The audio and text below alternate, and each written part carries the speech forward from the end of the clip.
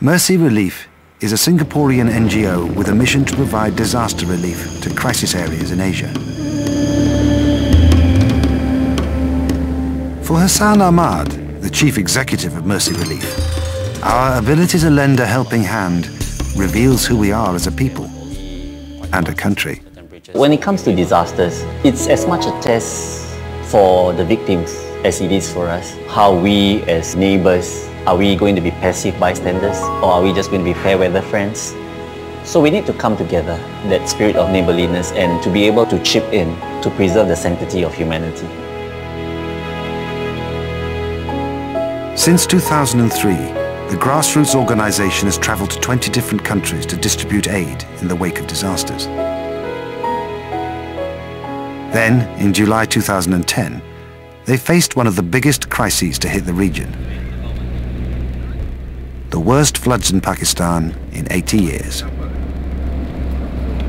While we were driving along the roads and we saw all these lakes on our left and our right, we asked our local partners, what's the name of these lakes?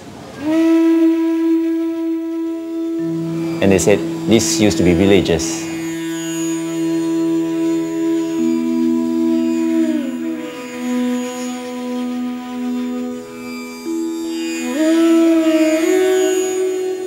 In terms of the scale of physical devastation, it's just huge and massive. Some have estimated the actual total physical size of devastation to be as big as Malaysia or England. With a fifth of the country underwater, the nation is ill-equipped to deal with a disaster of this magnitude.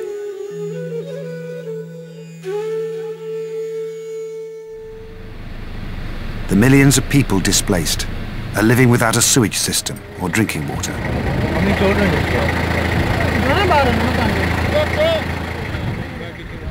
Conditions are ripe for an epidemic.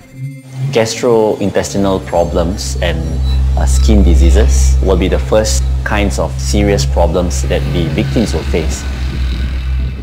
When the flood water starts to recede, then you have the threat of malaria. Especially in a place like Pakistan where it's 50 degrees Celsius, it's a good breeding ground for mosquitoes. One of the biggest issues in flood areas is the lack of access to clean water. To combat the problem, Mercy Relief and the Singapore company Glowtech came up with an ingenious solution.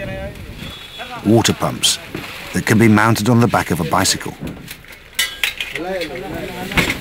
Powered by pedalling, the pump can turn virtually any water source into an instant drinking fountain.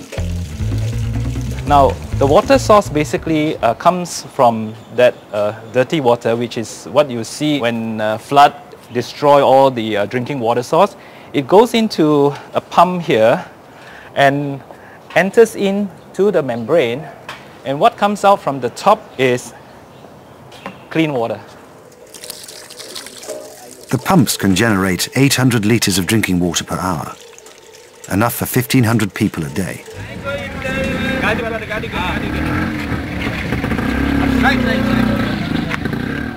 But getting them to the people in need is easier said than done. So you have pockets of provinces and districts which are isolated by flood waters, which makes it just very, very challenging to get across.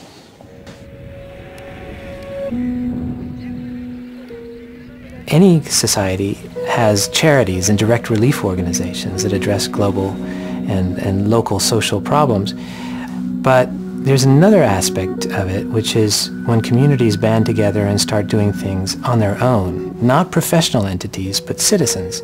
When they gather together and they start taking care of each other, and when they then expand that to include people outside their city or region or country and start looking after the needs of other people, that's very rare.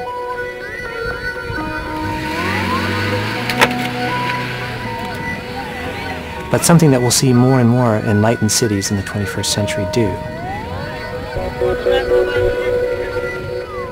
Singapore is very much envied for our economic success over the years. It will also be good for us not just to be envied and respected for our economic success, but also for sharing the love that we have with our neighbours.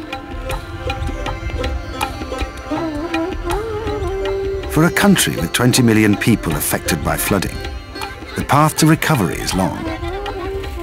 But it is the efforts of organisations like Mercy Relief that help rebuild the country while strengthening ties within the region. Being a humanitarian NGO, we are also a conduit of compassion for Singaporeans. And it's the spirit of giving and sharing that will make us better people. And I think if we can have the less fortunate in our considerations, I think we'll be a more gracious society. In the 21st century, a livable city inspires its residents to take care of each other, fostering a community of global residents to build a better future, at home and around the world. An enlightened city of the 21st century is one where no matter what you may look like or what your background may be or your education may be, you discover that you're basically the same as your neighbor. You have the same aspirations, the same wishes for your future, and the same sense of collective purpose as your neighbors, even though they might be total strangers.